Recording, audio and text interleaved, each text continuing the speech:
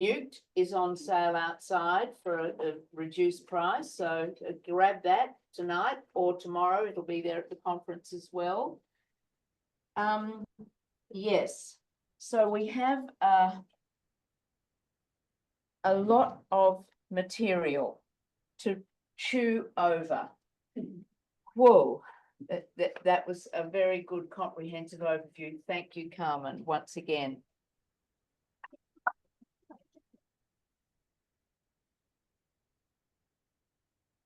Now, our second speaker is somebody I will call extraordinarily brave, Senator Fatima Payman.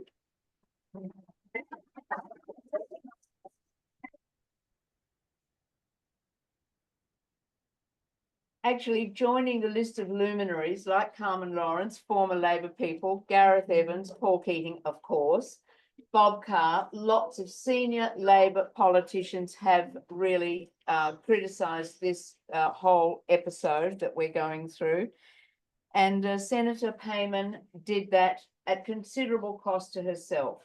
She is now an independent senator, and I think we're extremely lucky to have her with us as an Australian Muslim with cultural roots in Afghanistan and her father's journey as a refugee. And his tireless work ethic inspired Fatima's values of hard work and perseverance. She is amazing. And she was, before she went into the parliament, the chairperson of Young Labor. So really committed to Labor and yet very disappointed in Labor. Would you please welcome Senator?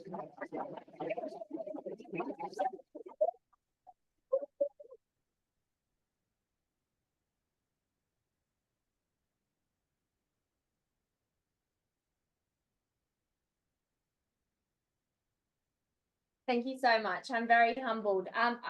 First question, can everyone in the foyer hear us? Yep, wonderful.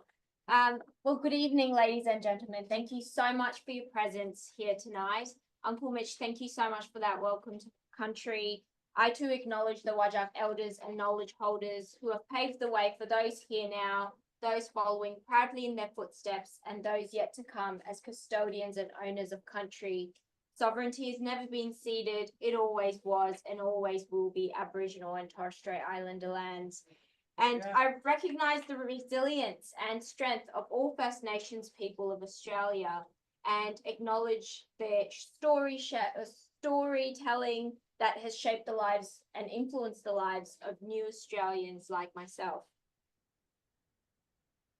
I stand before you not just as a senator of this wonderful, incredible, mighty state of Western Australia, but as a woman of conviction, someone who has learned through her own journey that speaking out for justice is not only a right, but a duty upon us all.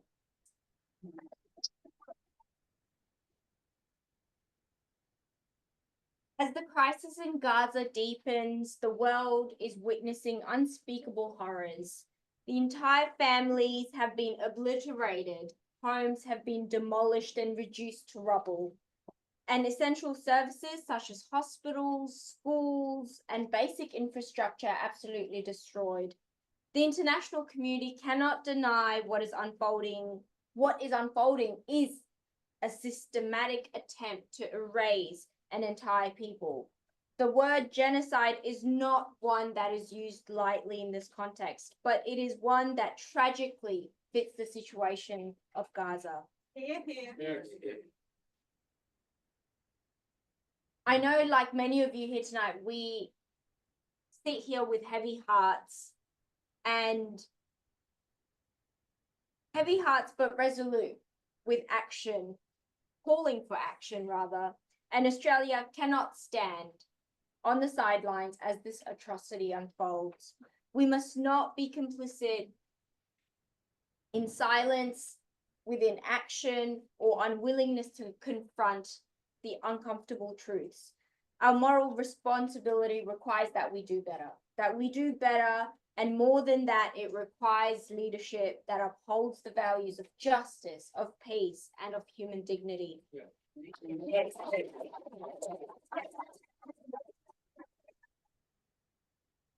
The The genocide in Gaza being live streamed on your phones, on your devices, is not just about the immediate destruction of human lives, but it's about the erasure of identity, of culture, and a future. What we're witnessing is not just a military conflict.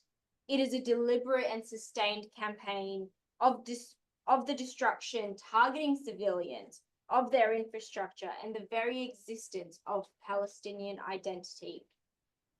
The numbers speak for themselves. I mean, the Lancet Journal estimated that 186,000 is what the true death count really is, and over half of them being women and children. This is not collateral damage, and we're tired of hearing that from our leaders. This is a systemic campaign of brutality. When hospitals are bombed, when civilians' homes are leveled, and water supplies are cut off, humanitarian aid is blocked, we're not dealing with the unfortunate outcome of warfare. We're dealing with the deliberate infliction of suffering and the destruction of an entire population. And Australia, as a nation that prides itself for being champions of human rights, of human dignity, we have a duty to acknowledge that this is a genocide and call it for what it is.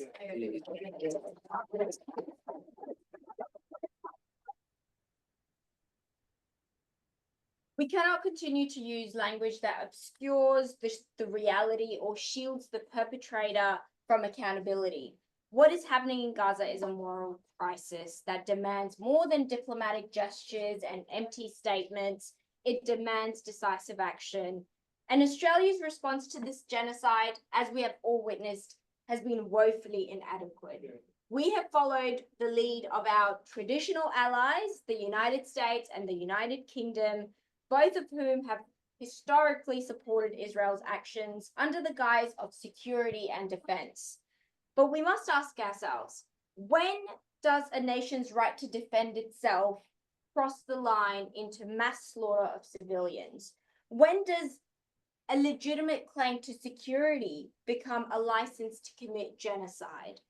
When does self-defense become a guise for the occupier to ethnically cleanse the occupied? Australia cannot continue to blindly follow the foreign policy directives of global powers and prioritize their geopolitical interests over human lives and our national interests here in Australia. Our response to Gaza must be independent, it must be principled, and it must be rooted in the commitment of justice.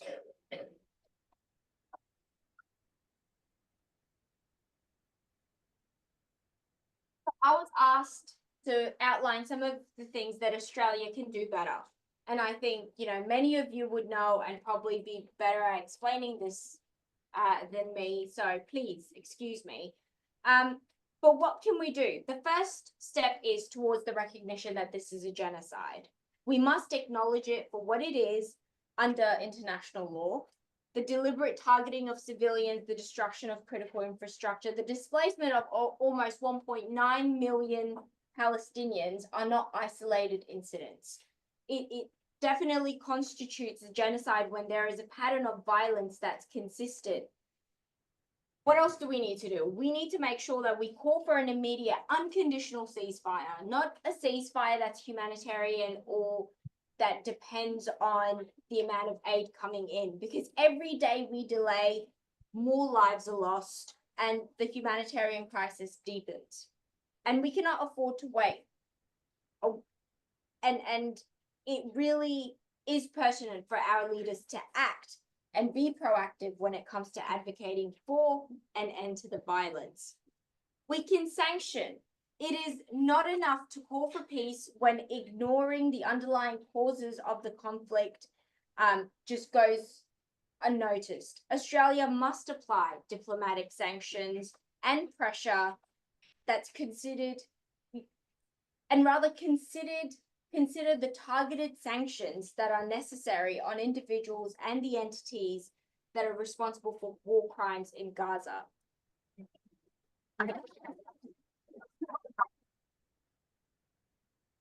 If we truly value human lives, we cannot allow economic and strategic partnerships to override our moral obligations.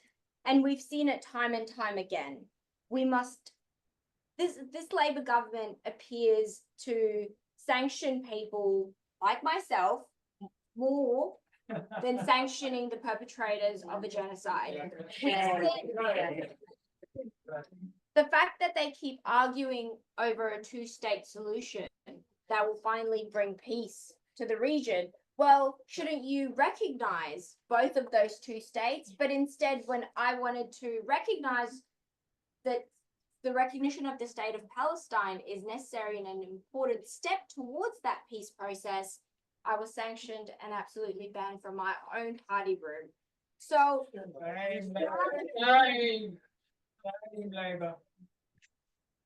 and this was not just something that I pulled out of nowhere. This was a mandate that rank and file Labor Party members went to national conferences both in 2021 and 2023 in hopes that finally the Labor Party will come into government. Finally, they will have the power to enact the changes that they claimed that they were not able to do when they were in opposition for 9 years. They should be advocating for the establishment of humanitarian corridors to ensure that the aid that we are funding actually reaches the civilians on the ground. Not playing politics with the liberals over who is tougher on borders and on Palestinian refugees trying to flee a war-torn state and giving them a life of hell. Australia must also take a leading role in supporting investigations by the International Criminal Court into potential war crimes committed in Gaza. You know, justice cannot wait until the conflict is over. It must begin now. Australia should stand firmly as a middle power, as a leader within our Indo-Pacific region, to ensure that we support international legal frameworks that pursue accountability for those responsible for these atrocities.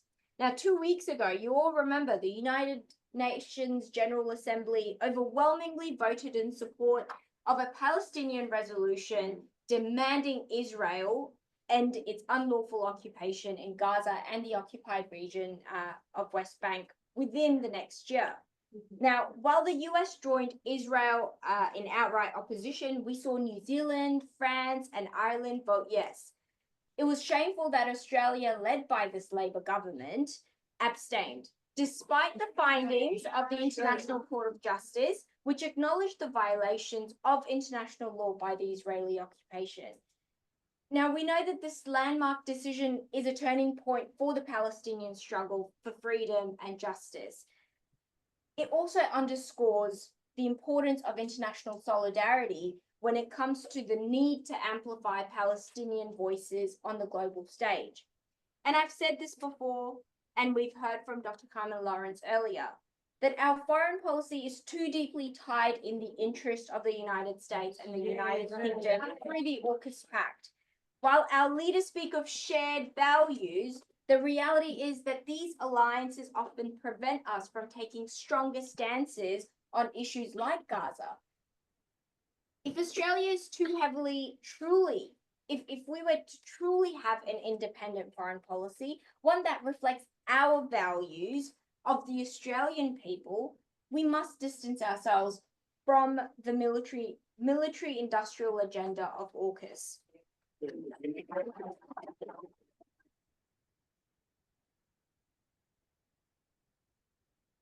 We must be bold, we must be courageous, and we must be principled.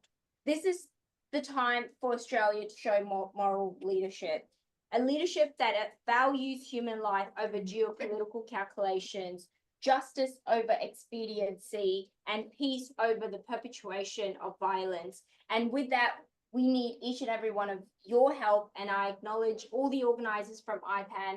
Thank you for hosting this. Thank you for keeping the discourse alive.